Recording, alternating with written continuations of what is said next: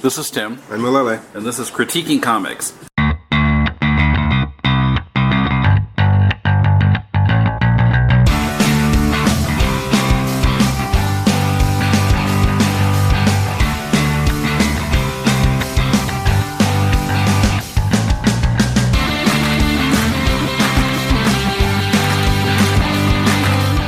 Welcome to Critiquing Comics. This is Tim with Mulele in Koenji, Tokyo again. This time we're in a pizza place. And Mulele has brought along Adam Pasion's book, Wins and Losses. And it starts out showing a football game, an NFL game, Broncos and Raiders. And there's father and two children watching the game, and then we find that the children, a girl and a boy, are like half siblings. I guess he's the father of both, but from different mothers. Different mothers, yeah. Yeah. And so then the boy has to go home with his mother, and then I guess 6 months pass. Mm-hmm. It seemed like. I'll get to that. But when in the summer, when the boy comes back to visit again, his attitude has changed quite a bit, which surprised me that he would change that much in 6 months. Well, he was a kid, and he moved from L.A. to the Valley. I suppose so.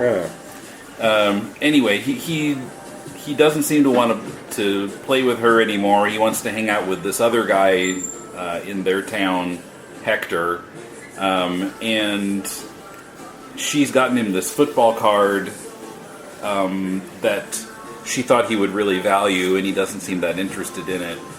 And it kind of goes from there. I don't know if I want to spoil the whole thing, but yeah. So what did you think of this?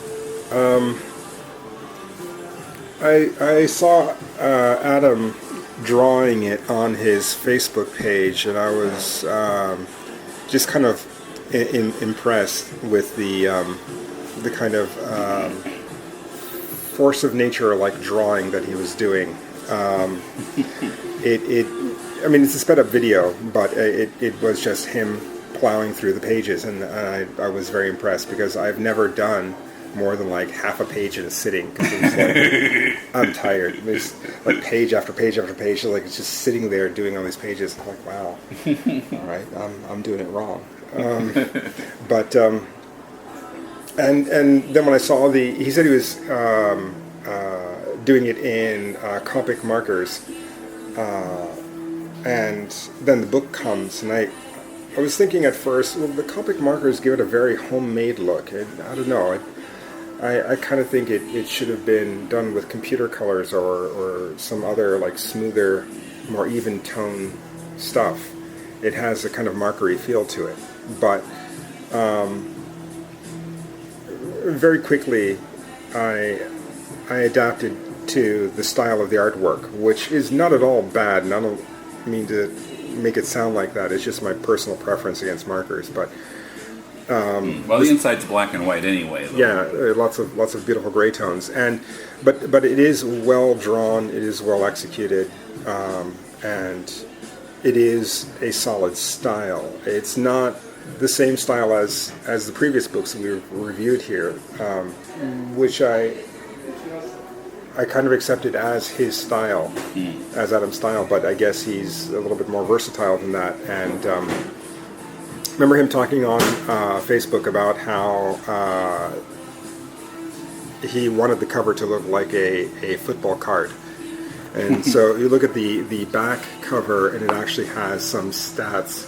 For Adam Pasion. Yeah. Cartoonist and publisher. Yeah. So it's got his bio in it. But I love this bio. And it was kind of like the punchline at the end of the story. Adam Pasion is a cartoonist and illustrator based in Nagoya, Japan. He is also the man behind Big Ugly Robot Press. He never much cared for football. Yeah, and that just kind of threw me, because it is so football rich, and it kind of made me wonder where the idea came from to make this story. I mean, because which has a lot of football in it. But the football is a metaphor. I mean, I lived in San Francisco at the time when the Raiders left San Francisco and moved to L.A. Sorry, not San Francisco. They left Oakland. Yeah, they left Oakland. San Francisco, we had 49ers, but there was like a 49er Raiders rivalry, the rivalry of the Bay Bridge. But then they moved to Los Angeles, and we got the Invaders. And I kind of felt the old what was it? WFL? No, I have no idea what the fuck it was. It had 4 letters. FUCK. Trump owned one of the other teams. Okay, well, USFL. USFL. Okay, well, but the Invaders never impressed me. They always seemed like a bunch of carpetbaggers. So I ignored them. I was never really a fan of football, but I was just like, whatever. And then this book takes place in Los Angeles when the Raiders were there, towards the tail end of their time in LA. And Adam draws some beautiful parallels between the team, the game, the spirit of the game, what it means to be a fan colors, and family, how families connect to each other with the game. And it's just heartbreaking. And it moved me. Yeah, the ending is really a gut punch. It is a gut punch, and there's a whole, well, not a whole, but there's an essay, a mini essay at the end, kind of explaining the position of football in that community. Football and the riots and things that happened there in the 90s. Yeah, like but it Rodney sets King. And it sets it so well in its time that it becomes like a time capsule. But after that gut punch and that reference to Rodney King and all of that stuff, to read the back cover and says, never much cared for football. It's like, what? So you spent all this time drawing football players, and now you don't care about your football. Everything for the story. Well, I mean, it's like, I don't know. You see some fantastic science fiction movie that you think is wonderful, and then the next film that director makes is a period piece drama about a man who loves a woman but never tells her.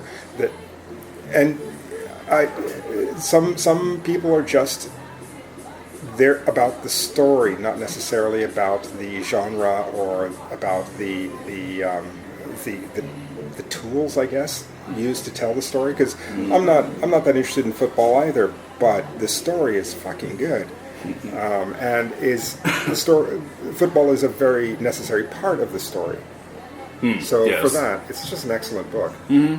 Yeah, and it was a gut punch, and then there was just like nothing to save you after that. It just ends. Yeah, oh my god.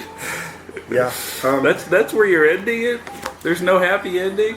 Yeah, at the beginning of the book, I did feel that the pacing was really, really quick, and so there's some parts where like, we're in a different time. Oh, we shifted. Oh, he jumped ahead.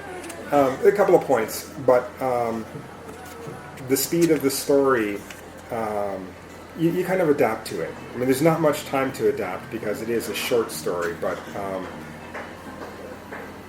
in my mind, all the parts make sense, and I don't know that dragging out some scenes or adding scenes to take care of my feeling of a sped up timeline would help the story. So I thought it was an excellent book. Yeah. The only slight problem I had, I mean, I have very little to complain about here. I am not maybe familiar with the Spanish language nicknames, and I got a little bit confused about which were nicknames and which were character names. Okay. So I was a little bit thrown off at first. But I got caught up soon enough, but that threw me off a little bit. Yeah, there is a little bit of I guess catching up or acclimatizing that you have to do in the book. And for you, it was the Spanish. For me, it was the time, the timing of or the pace of it. But yeah, you get used to it quickly, and then you begin to kind of really be involved in the story. And then you get sucker punched Yes. in the gut. Or you get sacked 20 yards behind the line of scrimmage. Exactly. Yeah. And you fumble away, and the other team picks it up and runs it in for a touchdown, and the game's over. Essentially, yes, and the cover very much shows that feeling. Yes, yeah. The cover is sort of a spoiler for how you're going to feel at the end of the book. It's a football player, a Raider, sitting on his helmet with both hands on his head, just looking like they just lost the Super Bowl or something. Yeah, very, very much. But even though it is a bit of a gut punch, it's an excellent read. I do recommend you pick it up. Yeah. This is a part of the series of books. I think it's 6 books that he's putting out. From Big Ugly Robot Yeah. Press, yeah. But yeah, go get it. Yeah, so you can look up his website easily enough, and he runs kind of like a subscription thing, like 6 months. Yeah, 6 months. And you get all 6 books one at a time. Yeah, I think this is maybe book 5 of the current cycle. Yeah, book 5 or book 4. Of course, you can purchase ones individually too, right? I think so. But I'm a part of this series, so he just sends me the book, and I have to say I've had no disappointments in the series. I mean, some I like better than others, but and this one definitely is for me the best story that I've read so far. But all of them are good. Yeah. So Wins and Losses by Adam Pasion. This one's a little bit short, but we're kind of pressed for time today anyway. Yeah. But at least we got one out this time. Yeah, right. So that's the mark in our favor. Till next time, this is Tim. And Mulele. See you next time on Critiquing Comics.